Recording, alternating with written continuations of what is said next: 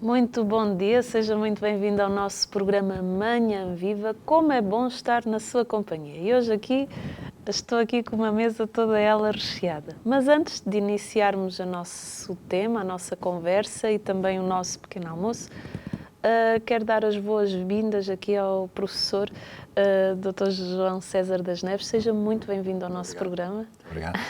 Boa noite. E de manhã, como eu costumo dizer, é que se começa o dia. Vamos iniciar a nossa manhã com um momento de oração. Em nome do Pai, do Filho e do Espírito Santo. Amém. Eu quero colocar a sua vida, você que está aí desse lado, ao Imaculado Coração de Maria, que o seu coração seja o seu refúgio e o caminho que a conduz até Deus. Que este coração venha refazer o seu coração e que o ajude nas necessidades mais profundas. Entregando o nosso dia e consagrando a Nossa Senhora, rezemos uma Ave Maria. Ave Maria, cheia de graça, o Senhor é convosco. Bendita sois vós entre as mulheres, bendito é o fruto do vosso ventre, Jesus. Santa Maria, Mãe de Deus, rogai por nós pecadores, agora e na hora da nossa morte. Amém. Nossa Senhora do Rosário de Fátima, Rogai por nós. em nome do Pai, do Filho e do Espírito Santo.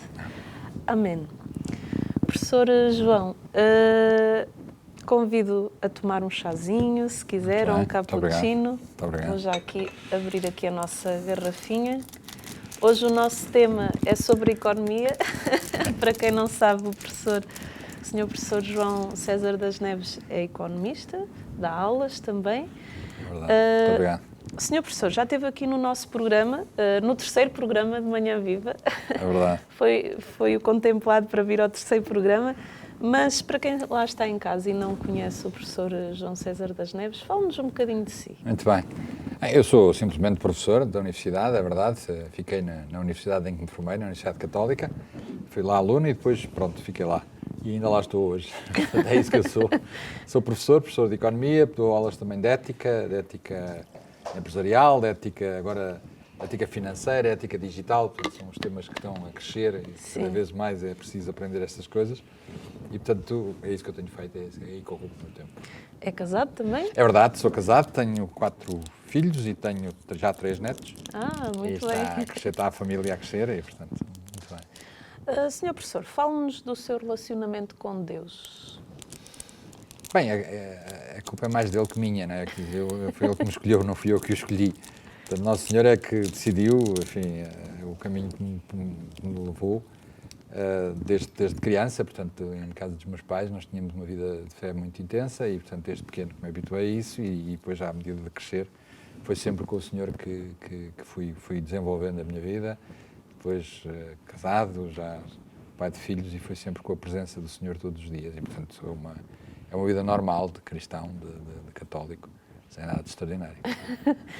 Em 2020, a Dom Quixote lançou um livro com o tema muito curioso, Deus e o Mercado, onde o senhor e o padre Vítor Melícias debatem assuntos do nosso tempo com moderação do jornalista Nicolau Santos.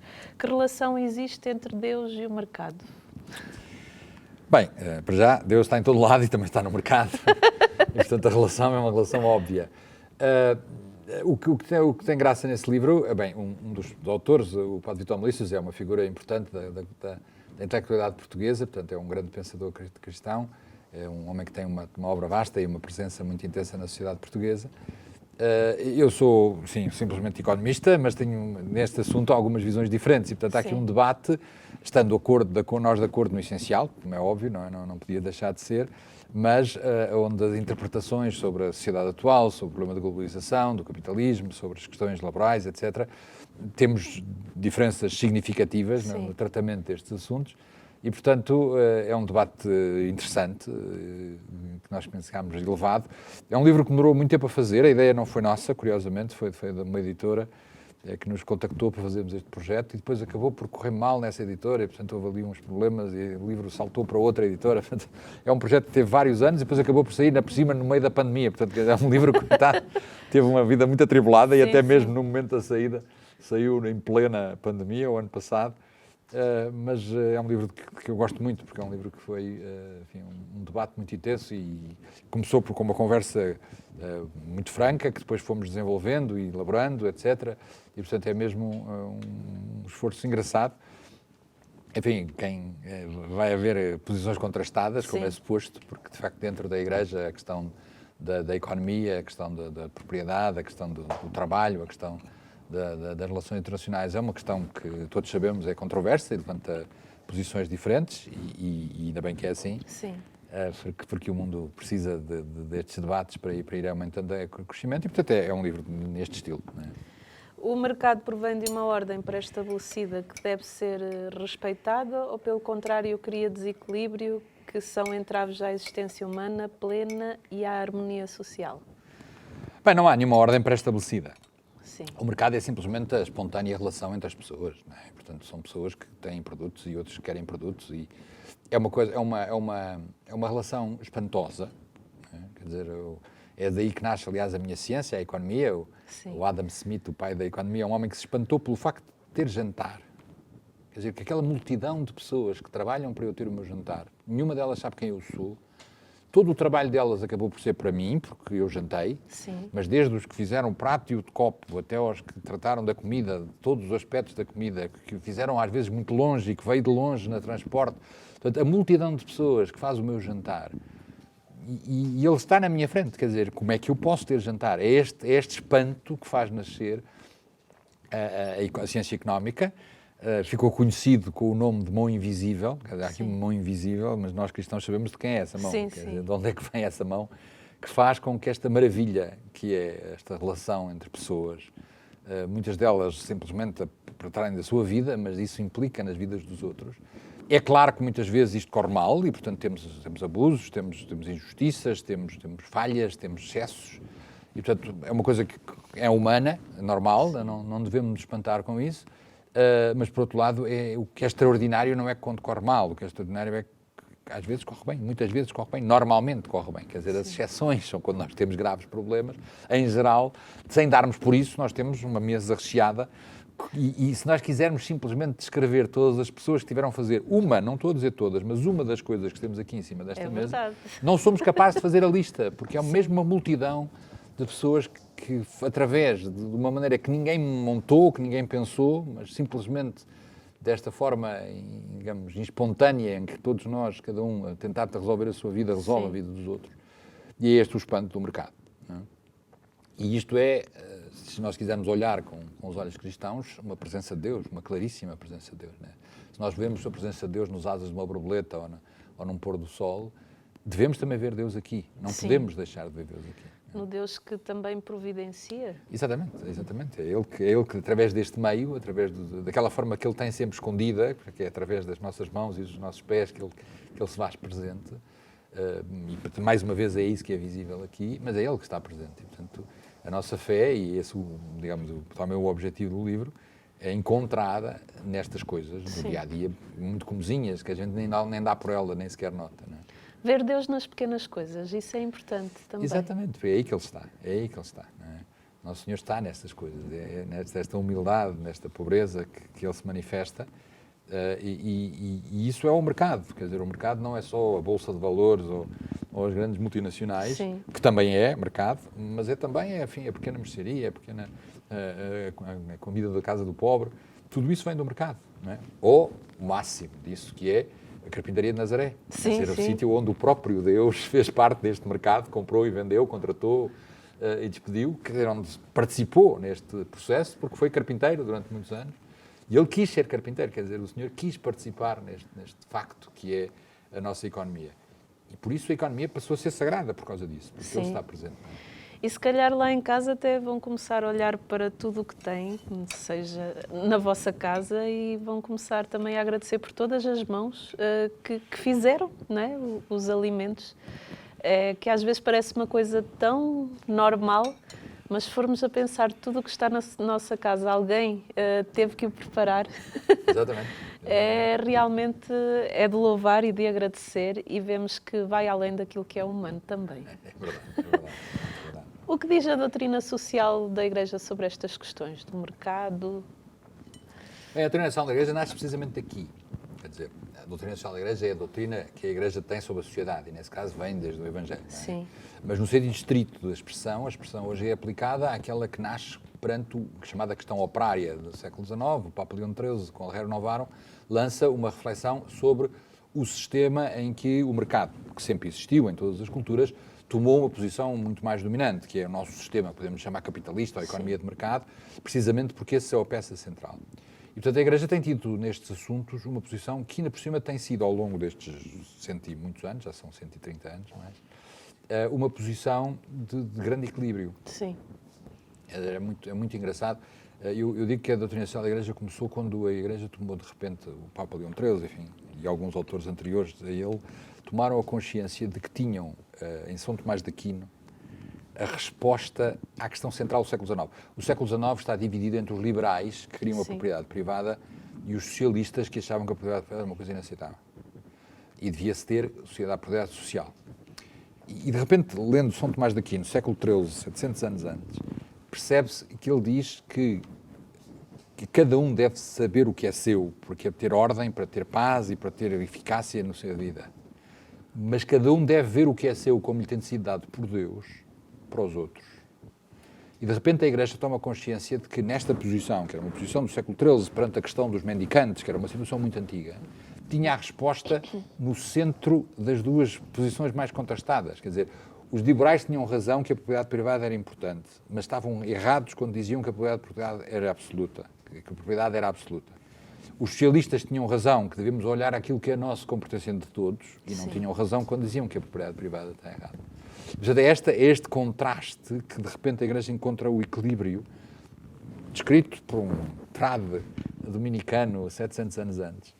E depois daí desenvolve-se toda a elaboração, que hoje está nos documentos do Papa Francisco, que publicou há poucas semanas uma última encíclica social, a Fratelli Tutti.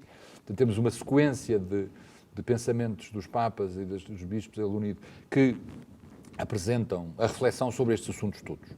E reparem, os cristãos são os únicos do mundo que têm sobre os problemas do dia-a-dia, quer dizer, dos salários, da Bolsa de Valores, dos problemas do transporte e do comércio, uma reflexão que, além da inspiração divina, que isso evidentemente é única, mas tem uma reflexão baseada em 2000 anos de tratamento pelas culturas mais variadas, nas épocas mais diferentes, porque os cristãos sempre escreveram o que pensavam e passavam às gerações seguintes, e os teólogos e os padres da Igreja.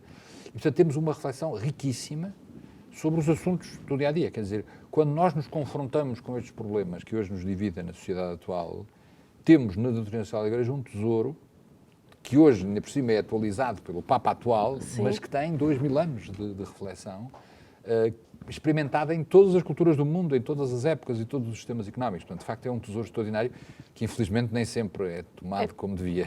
Nem sempre é atendido como devia. Na doutrina social da Igreja estão muitas respostas também àquilo que hoje nós vivemos na nossa sociedade. Exatamente. Hoje as questões mais controversas nem sequer são propriamente económicas. Têm a ver com a família, que também lá está na doutrina social da Igreja, têm a ver com questões políticas. Mas dentro da questão económica, que foi, enfim, o que dividiu os nossos pais e que ameaça dividir os nossos filhos, já está outra vez a nascer, não é?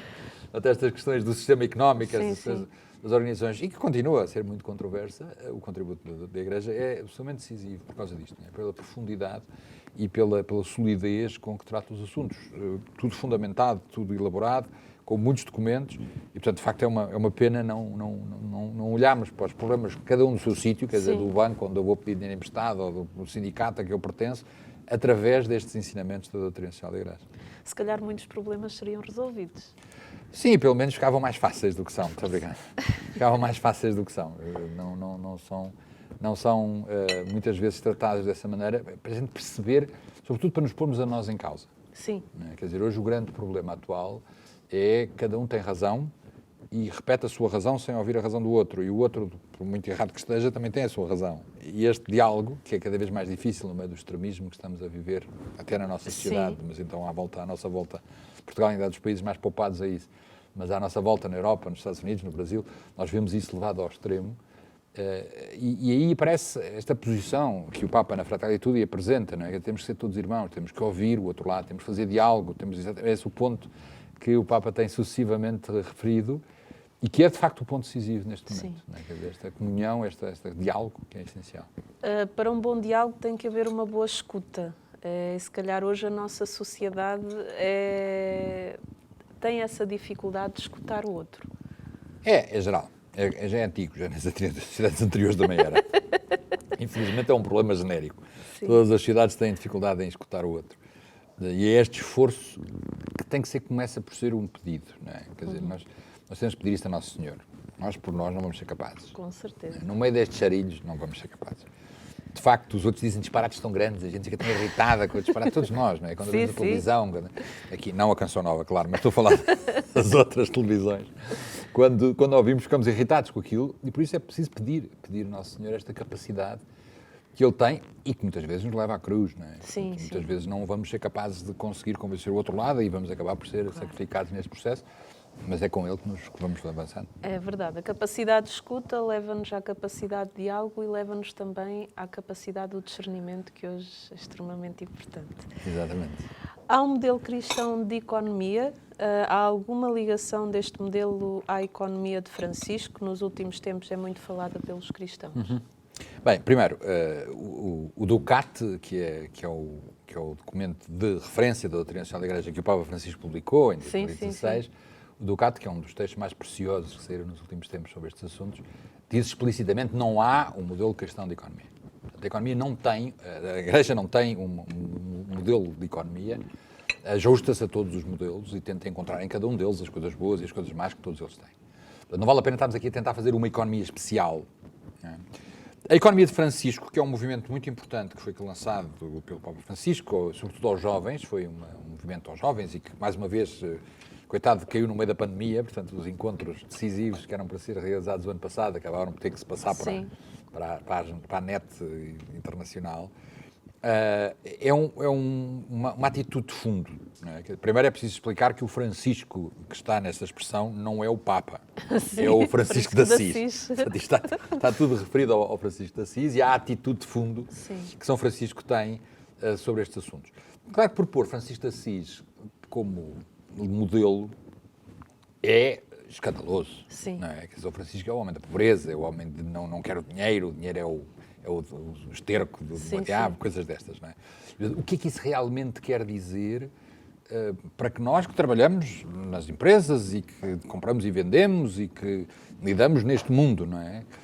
É isso mesmo que é a reflexão que o Papa desafia. Não é? Portanto, o Papa desafia cada um dos jovens a fazer esta reflexão. Portanto, o que é que quer dizer esta entrega total que Francisco de Assis faz ao Nosso Senhor, no concreto da minha vida.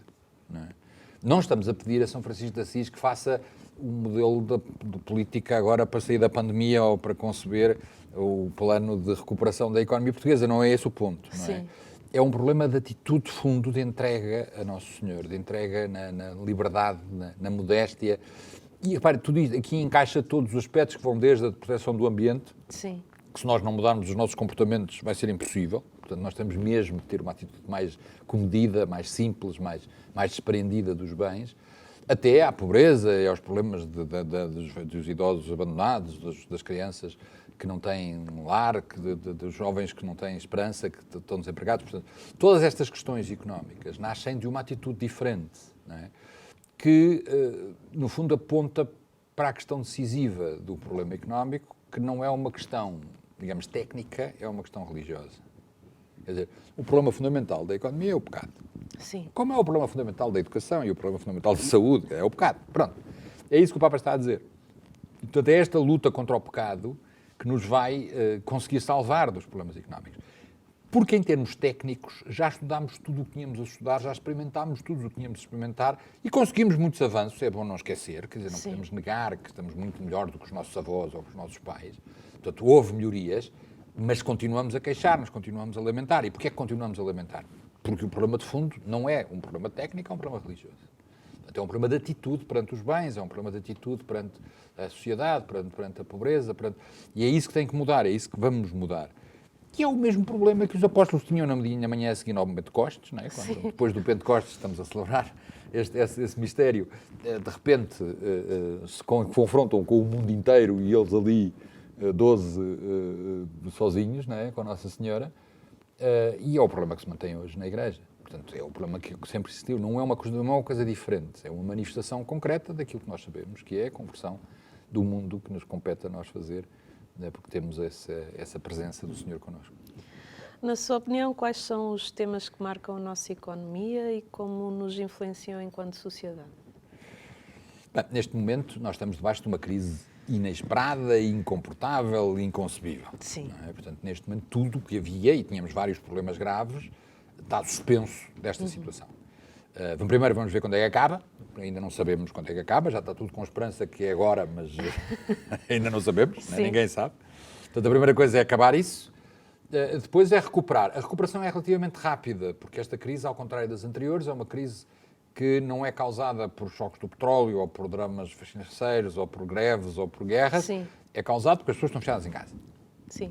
De repente, o que aconteceu é que a tal mão invisível que falávamos há bocadinho não funciona. Não pode comprar e as pessoas não podem vender.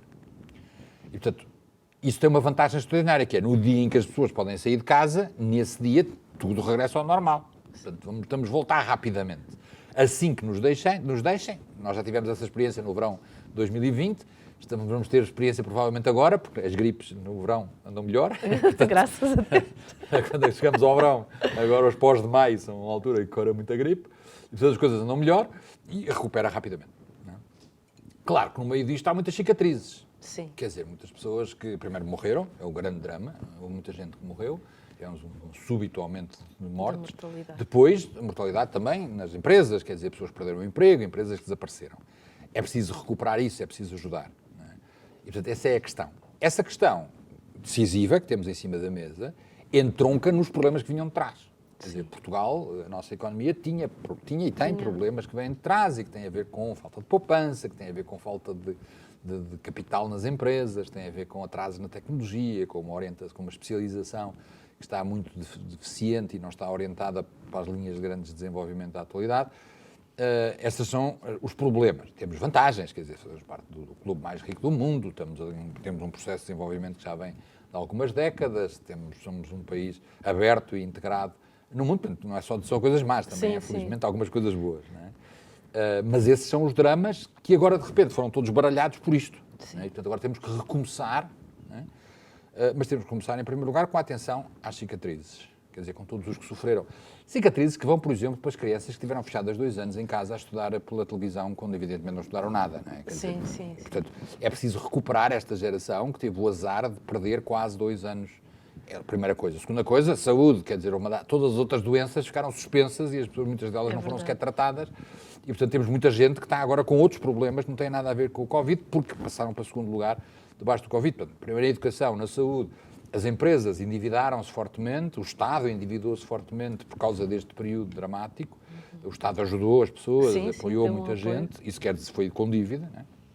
É preciso lidar com essas dívidas, como é que se vai viver nisso?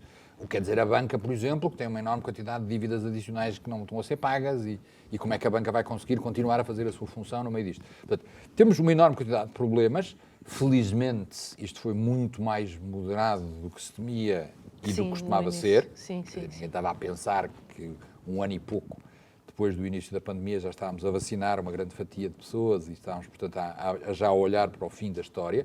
Normalmente isto demora muito tempo. Era isso que demorava.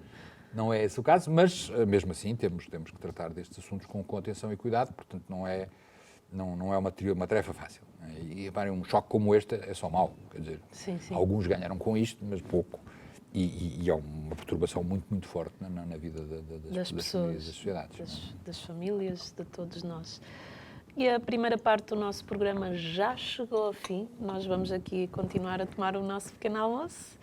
E você pode tomar um cafezinho e já voltamos para a segunda parte.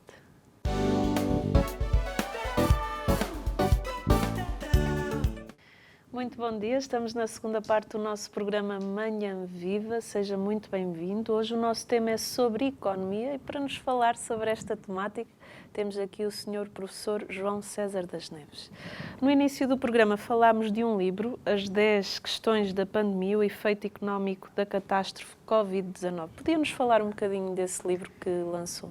Pois, enfim, vem numa sequência, quando a crise bateu há 10 anos, há 11 anos, na altura escrevi um livro sobre as 10 questões da crise e depois comecei a escrever com os vários assuntos que foram acontecendo. Portanto, digamos, tenho acompanhado a economia portuguesa, este já é o 5º volume desta sequência, e no meio da pandemia achei que tinha que escrever. Enfim, não devia escrever, porque de facto os dados são ainda muito inseguros, a incerteza é muito grande, mas no final do ano passado, portanto foi com a informação relativa ao ano 2020, já havia um quadro suficientemente claro para poder tentar, primeiro, escrever as 10 questões e responder às 10 questões.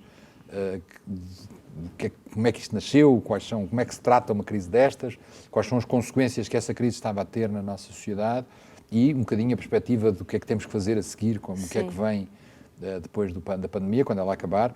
E foi isso que tentei, em 10 simples questões, nesse livro, dar uma ajuda a tentar ajudar as pessoas a interpretar a situação em que estamos envolvidos. Que transformações e impactos no comportamento podem ocorrer na pós-pandemia?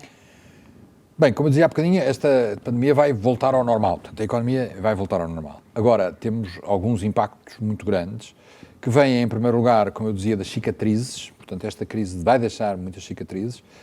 Certos grupos foram muito mais afetados, em primeiro lugar, os pobres, os idosos, evidentemente, foram aqueles mais afetados, mas, sobretudo, os pobres sofreram muito com esta pandemia, porque não é fácil passar para teletrabalho os trabalhos deles.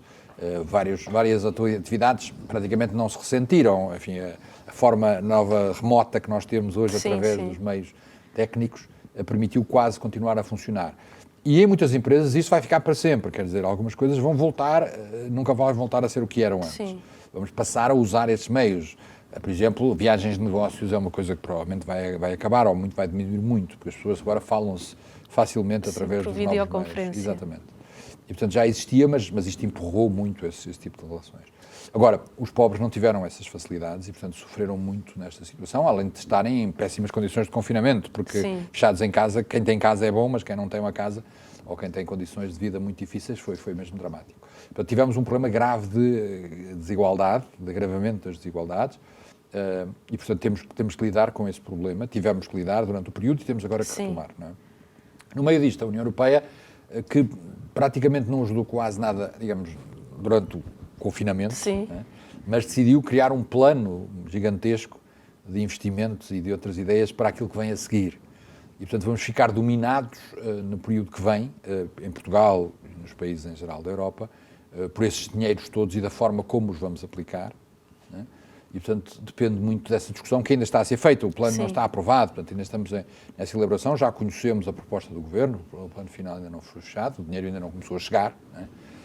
E, portanto, isso vai ser, digamos, na Europa, não assim nas outras zonas, mas aqui na Europa, vai ser talvez o principal protagonista do período que vem aí. Né? E se vamos usar bem ou mal esses fundos e como é que isso vai implementar na economia, será a questão muito importante a partir do final deste ano, a partir depois do próximo ano e nos anos seguintes até 2026. Não é? E, portanto, a economia vai viver períodos de grande turbulência, mesmo quando acabar este tipo de situação de choque. Não é? Os impactos que a pandemia provavelmente teve nos desequilíbrios foram maus, porque agravou a desigualdade, que era um problema que Portugal já tinha. Um aumento da pobreza. Parece que gerou uma mais poupança, mas não é poupança, porque as pessoas estavam fechadas em casa e não gastavam o seu dinheiro. Portanto, de facto, a taxa de poupança aumentou, mas isso desaparece rapidamente, já está a começar a desaparecer, já se começa a ver as pessoas a correr às lojas e, portanto, o consumismo vai voltar aí, provavelmente. Não é? As empresas não estão a investir e, evidentemente, que fizeram algum investimento neste período, tiveram que fazer porque não tinham alternativa senão para sobreviver. Mas, mais uma vez, não é novas perspectivas de negócio, não é novas linhas de desenvolvimento. Portanto, Portugal sofreu muito com esta pandemia, a economia portuguesa levou um choque muito forte e agora vamos ter que retomar a nossa atividade neste deslumbramento dos dinheiros todos que vêm lá de fora e que poderão ser perigosos, porque, de facto, na nossa experiência, desde a pimenta da Índia e do ouro do Brasil, até aos fundos da CEE dos anos 80, não foi maravilhosa. Não é? Nós desperdiçámos muito dinheiro, desbanjámos em obras desnecessárias e temo que aconteça outra vez. Há que saber usá-lo e usá-lo bem. Exatamente. Isso era muito importante, mas infelizmente não sei se é isso que vai acontecer. Sim. Que lições é que podemos tirar desta pandemia que aconteceu? Que aconteceu, não, que está a acontecer. Exatamente. Bem, em primeiro lugar, a primeira lição é esta capacidade extraordinária de ajustamento, de adaptação. Quer dizer, nós vimos diante dos nossos olhos, todos nós, a mudar os nossos hábitos, sermos obrigados a viver de outra maneira e a arranjar novas maneiras de fazer. E o interessante é que a própria natureza respondeu a essa mudança de hábitos. Exatamente. Portanto, de facto foi espantoso como de um dia para o outro as condições mudam e as pessoas, com dolor, com sofrimento, evidentemente, com perda enorme, mas conseguiram mudar de vida, habituaram-se.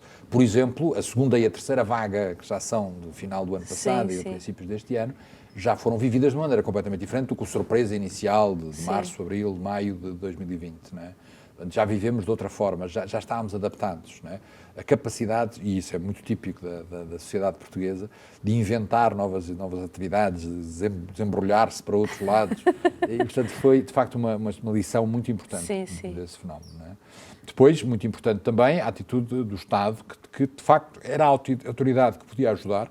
Quer dizer, classicamente, nós já sabemos em ciência económica há muito tempo que uma crise destas só se resolve com apoio do Estado. Sim. Que tem que pôr dinheiro no bolso das pessoas.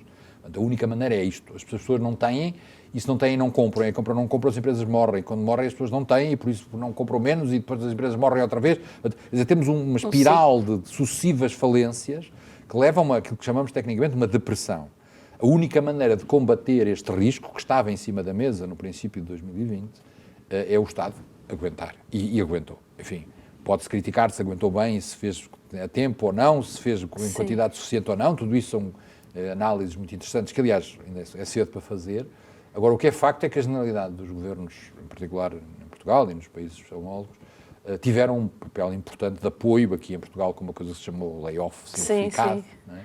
Que permitiu aguentar, por exemplo, a taxa de desemprego em Portugal não subiu praticamente, até desceu nos períodos mais dramáticos, desceu porque as pessoas deixaram de procurar emprego. Pois. Quer dizer, não valia a pena procurar emprego no meio da pandemia.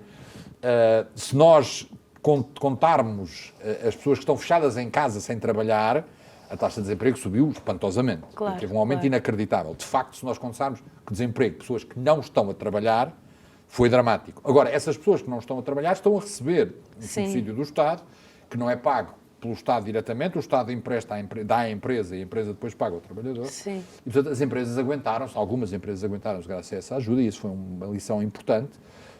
Talvez aprender também com a demora, talvez aprender também com a dificuldade de mudar, por exemplo, estar sempre a mudar os esquemas uns atrás dos outros, foi um bocadinho trapalhão. Portanto, cometeram-se alguns erros, compreensíveis. Normal, porque era algo novo. Exatamente, a surpresa foi tanta que era difícil acertar logo à primeira. Não é? Mas, portanto, aí aprendemos muito, mas fizemos, a linha geral foi uma linha positiva. Fez o que se devia fazer. Não é? E, portanto, estes são os dois pilares mais importantes, não é? Que permitiram que esta crise, que foi horrível, não fosse tão horrível como, por exemplo, foi há 100 anos, em 1918. Nós tivemos uma pandemia da gripe espanhola, onde morreram os pastorinhos, por exemplo, exatamente. E que foi uma devastação inacreditável. Não é? É claro que hoje a sociedade é outra, claro que hoje a saúde e hoje a medicina é outra, as coisas são muito diferentes, mas quer dizer, isto é uma coisa, o que nós sofremos, e sofremos muito, é uma pequeníssima parte daquilo que os nossos avós, os nossos bisavós sofreram nessa altura. Não é? E, portanto, isto é uma coisa boa e aprendemos muito com isso. E são vantagens grandes. Não dá para continuar da mesma maneira como estávamos antes da pandemia. Sim, há algumas coisas que retomam. Não é preciso dizer que o mundo é novo. Não é verdade? Sim, claro. Dizer, os extremos estão errados. A ideia que diz acabou e nunca mais voltamos ao que estava é mentira. A ideia de que isto agora vai ser exatamente a mesma coisa que era antes também é mentira. Não vamos voltar ao que estávamos, é verdade. Vamos mudar muita coisa. Algumas coisas para bem, outras coisas para mal, como sempre. Não é? Esperemos que as coisas boas sejam mais do que as más, mas de facto isto fica marcada para sempre na nossa história. Na nossa história. E, portanto, vamos de facto sentir um período antes e depois. Por exemplo, no ensino da economia, que é a minha profissão, vamos ter investigações sobre isto e a falar sobre este assunto durante muito tempo. Vou dar muitas aulas sobre este assunto, porque é um assunto que vai estar no centro das atenções durante muito tempo. É uma experiência que nunca ninguém tinha vivido. Podemos dizer que esta pandemia foi uma escola. Exatamente, foi uma importante escola para todos nós. Todos nós aprendemos com isso. E ao menos que se ganhe isso, quer dizer, no meio de tanto sofrimento, que ao menos ganhe o que aprendemos com este período. Exatamente. Como é que poderemos resolver a questão financeira sem estagnarmos? Pois, essa é uma grande questão. A coisa é um bocadinho pior do que parece, por uma razão simples. Já agora, só dar esta notícia. semanas antes de começar a pandemia, sem saber que vinha a pandemia, portanto, no final de 2019, o Banco Mundial publicou um relatório que chocalhou o mundo, a dizer que desde há 40 anos nós tivemos já 4 vagas de endividamento, todas elas rebentaram numa crise, e esta, que ainda não rebentou, porque ainda está a crescer, é a maior das 4. Sim. Isto dizia o Banco Mundial antes de saber que vinha aí uma pandemia que, evidentemente, aumentou ainda mais o endividamento. Sim. Portanto, hoje temos um grau de endividamento como nunca se imaginou que se devia ter.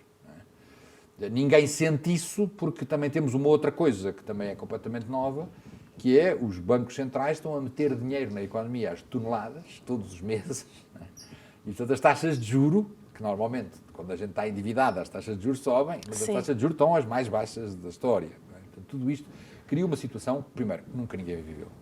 Portanto, nenhum de nós alguma vez viveu uma coisa destas, e portanto estamos em terreno completamente desconhecido. Estamos a aprender, Estamos a todos lidar aprender, com... Estamos todos a aprender. Os riscos são muito grandes, há muita gente muito assustada com isto. É verdade, também aprendemos a lidar com estas coisas nas crises anteriores, Sim. e portanto, com 4 crises em 40 anos, a gente aprendeu muita coisa, não é? Mas não vale a pena esconder que a situação é muito preocupante. Já era, antes disto, que agravou ainda mais. Como é que isto vai reorganizar os mercados mundiais e as forças geoestratégicas, porque isto não é só uma questão económica, é também uma questão, digamos, geográfica, uma Sim. questão militar, é uma questão que tem a ver com as potências internacionais. E, portanto, estamos a entrar num período de grande perturbação, e nestas alturas o que a gente tem que fazer é virar-se para Nosso Senhor e pedir ajuda, quer dizer, não temos outro caminho. Não é? Portanto, Nosso Senhor nos ajuda e vai-nos ajudar. Se as coisas correrem mal, cá estaremos, para em nome dele, continuar a fazer as nossas coisas. Não vale a pena estarmos a entrar em paranoia ou em pânicos, porque Nosso Senhor vai conduzindo a história à sua maneira. Exatamente. Agora, em termos estritamente técnicos, as coisas não estão graves, de facto. Podemos dizer às pessoas que elas também têm que andar com os pés bem assentos na terra neste tempo, para terem cuidado é verdade. com os excessos. É verdade, porque, quer dizer, este período de confinamento naturalmente leva a uma euforia, a uma expansão, uma facilidade que pode ser muito má conselheira. É muito má conselheira. Portanto, temos que ter cuidado com isto. Vem aí tempos que não são fáceis, evidentemente. Não é? Os governos todos prometem que não vão subir impostos, mas eles não têm dinheiro do outro lado. Não têm dinheiro de outro lado. O único dinheiro que há é dos impostos. Sim. O dinheiro que vem da Europa é pago pelos impostos europeus. Não temos para ninguém. Não é? Quer dizer, o dinheiro não nasce dos céus, nem nasce nas árvores. Portanto, é claro que vamos ser nós a pagar isto. Não está cá mais ninguém. Não é? Sim.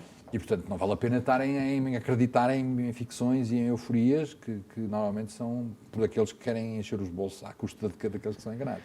Sr. Professor, que conselhos é que o senhor pode dar às pessoas que nos estão a acompanhar nesta, esperemos, reta final de pandemia em termos financeiros, para que as pessoas lá em casa possam conduzir a sua parte financeira da melhor forma?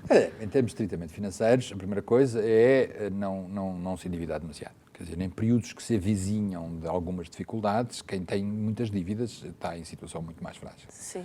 Ter cuidado com isso, tanto quanto possível resolver esse problema, começar a poupar, não esbanjar, para se preparar para um período que não vai ser fácil. Não é? Primeira coisa. Segunda coisa, poupar para coisas sólidas. A primeira regra é não meter os ovos todos no mesmo cesto. Sim. Portanto, pôr em vários cestos. Aqueles que põem o dinheiro todo, como vimos, aliás, na crise anterior, quem mete o dinheiro todo num único sítio, quando aquilo vai abaixo, perdeu tudo, e depois a culpa é sua, porque pôs tudo ali. Portanto, é bom diversificar, é bom ter cuidado, ter atenção onde é que se está a pôr o dinheiro, não cair as parrelas que, infelizmente, como vimos, aliás, na crise anterior, muitas pessoas caíram, não é? E, portanto, ter cuidado com o sítio onde se guarda essas tais poupanças que fomos fazendo, se for possível. E depois, o mais importante é tratar do valor que produz. Quer dizer, fazer coisas que realmente sejam úteis para o país, que sejam úteis para as pessoas, que sejam úteis para as necessidades. Portanto, o valor a produção está em satisfazer necessidades de pessoas. E se nós estivermos a fazer uma coisa que é útil para as pessoas, nós temos rendimentos, nós temos produção, nós temos atividade. Não é? Infelizmente, muita gente, e mais uma vez a crise anterior é disso um bom exemplo, investiu em coisas mirabolantes, em projetos loucos, que realmente não estavam a servir ninguém e que quando o vento estava pelas costas parecia que funcionavam bem, quando de repente as coisas mudam, vai tudo para água abaixo. Não é? Esta crise limpou muitas dessas coisas. Esta pandemia deu cabo de muitos desses projetos longos que morreram e muita gente reajustou-se, apresentou outras ideias, fez novos projetos, reinventou-se. Não é? Isso é uma coisa boa. Provavelmente vai ter que se reinventar outra vez, porque quando terminar a pandemia voltamos a ter um choque. Não é? É no princípio e no fim que as coisas doem, quando está tudo no meio a gente ajusta-se, mas é no princípio e no fim que as coisas são difíceis. E, portanto, é esta capacidade importante de cada um verem, quer dizer, eu estou a dedicar a minha vida a este trabalho e qual é a utilidade disto? Porque se estamos a fazer uma coisa útil, vai sempre ser necessário, não é? Quer dizer, o que quer que aconteça vai ser necessário. Agora, se estamos a fazer uma coisa que depende de condições um bocadinho estranhas, de ajudas, não sei o quê, de apoios, isso facilmente desaparece e ficamos sem nada. Senhor professor, eu tenho visto muitos jovens empresários a abrirem as suas pequenas empresas, a apostarem nos seus sonhos, que eu acho que é importante também. Alguns até a lançarem-se neste tempo de pandemia, que eu acho que é desafiante. O que dizer a estes jovens que estão a iniciar a sua vida, que estão a iniciar os seus projetos? O que dizer aos jovens empresários? Vai que algum nos acompanha? Bem, primeiro, é exatamente a força mais vital da economia. Quer dizer, a economia nasce exatamente de quem lança ideias, quem prospera, etc. Portugal é tradicionalmente um país com muito desse empresariado, com muito dessa atividade, e, portanto, é uma coisa boa. Não é? Outra coisa, é importante dizer, muitas das grandes empresas do mundo nasceram exatamente no meio do buraco, portanto, no meio dos sarilhos terríveis. O facto de, nesta dificuldade, termos criado coisas novas é muito importante. Não é? Agora, a grande dificuldade não é criar uma empresa nova. Isso é fácil e muita gente faz. É mantê-la, é fazê-la crescer. É aí que está a dificuldade. E muitas vezes nós temos sucessivas criações que nunca chegam a lado nenhum. Sim. Portanto, o que é importante é exatamente este estabelecimento. É verdade que, infelizmente, em Portugal, e essa é talvez a principal falha do nosso sistema, o que é difícil é essa passagem. Nós temos muitas pequenas e médias empresas, algumas muito grandes, mas as médias não são fáceis de fazer, até porque o sistema está contra elas. O sistema é a favor dos pequeninos e é a favor dos grandes e não trata dos médios, que é onde está a força principal de muitas outras economias e que a nossa não tem. Portanto, esse é um problema grave do sistema, e não é só em Portugal, em Espanha, Itália, há outros países onde isso acontece. Agora, a flexibilidade é a grande novidade, é o grande triunfo destas empresas. Não é? Portanto, ser inteligente, de ajustar-se às condições e encontrar as coisas, não querer crescer demasiado depressa também, portanto, ir com solidez, avançando, e depois não ligo aos professores. Quer dizer, o empresário não deve ligar aos professores. Eu, se soubesse, não era professor, era rico. Não sou. Eu só sou professor porque não sei. Não é? Quem sabe do mercado é quem lá está. Sim. E, portanto, não estar a ligar ao que os políticos ou os professores dizem, mas olhar para o mercado todos os dias. Não é? Quer dizer, eu costumo dizer, fecha a televisão e abre a janela. Não é? Fecha o jornal e abre o correio. É na janela e no correio que está a realidade. A televisão e os jornais tratam de uma ficção. Não é? Exatamente. Cada um conhecer bem o seu sítio, conhecer bem os seus clientes, conhecer bem o serviço onde está, e isso é que faz um empresário. Senhor professor, estamos num tempo de crise. Costuma-se dizer que crise é sinónimo de esperança. Podemos dizer isso neste tempo? A esperança vem do outro lado. Sim. Não é? Quer dizer, só é possível ter esperança quem tem o olhar numa outra coisa maior. Não é? E a esperança, portanto, não depende das circunstâncias. Depende dessa coisa maior a que nós ligamos. E, portanto, é exatamente nos momentos em que há crise que se sente mais a esperança. Não é que ela não esteja sempre, porque ela não depende da circunstância, depende de Nosso Senhor. Mas nos momentos em que nada nos diz que para ter esperança, é que nós percebemos onde é que vem a esperança. É essa capacidade que nós temos que anunciar à nossa volta. Não é? Quer dizer, não há falta de fé nem de caridade, mas há muita falta de esperança. É talvez das três virtudes aquela que faz mais falta. Não é porque não... Toda a gente tem fé em alguma coisa, às vezes em coisas que não devia ter, e a caridade é um bocadinho instintiva, não é? Todos nós, então, compaixão nestes períodos é bem visível. Agora, manter os olhos fitos numa coisa maior e manter a esperança viva nestes períodos é muito importante. E por isso é uma tarefa fundamental dos cristãos nesta altura, é exatamente dar as razões da nossa esperança. Sim.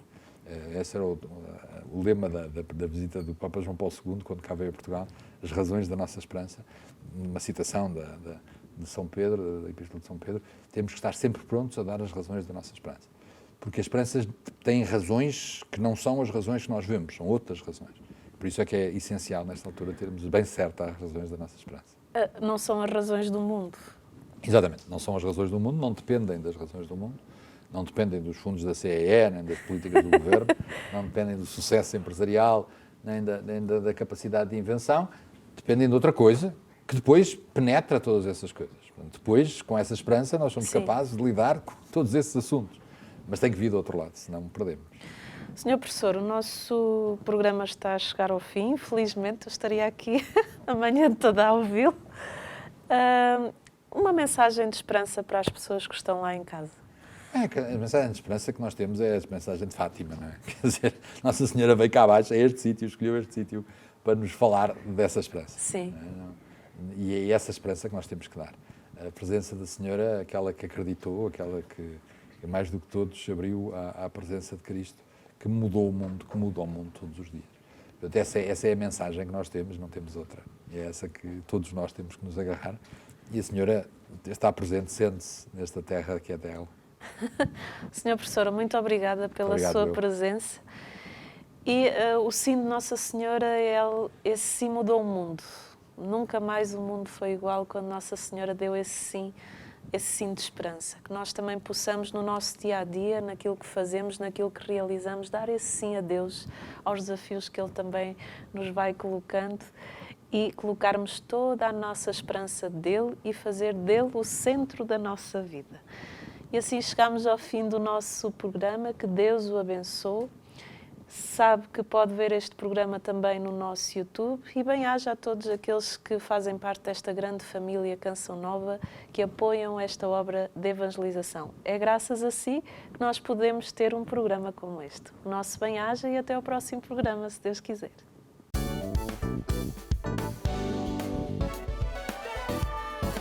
Se gostou deste programa, clique aqui na nossa playlist aqui em baixo para ver outros episódios. Se ainda não subscreveu o nosso canal do YouTube, faça-o já clicando neste botão aqui do lado e será logo o primeiro a saber todas as novidades.